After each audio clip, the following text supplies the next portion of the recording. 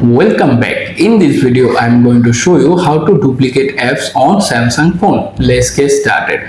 First, take your phone, go to settings.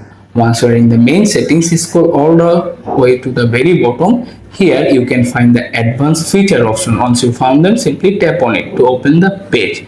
Now scroll down again. This time you can find the dual messenger option. Once you found that, simply tap on their name to open it.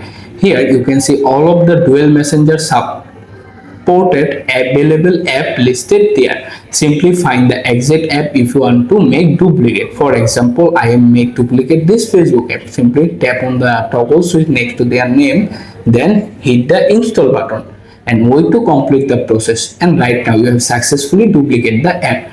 To check it, simply go back to home screen, open app store. Here you can see your second duplicate app appear. Right now you can see the small pop-up icon appear. This means this app is duplicate. You can easily at the same time or at your one single phone use two apps your device. Simply open the app, log into another account and use it. Thanks for watching. Like this video, also subscribing to my new channel guys.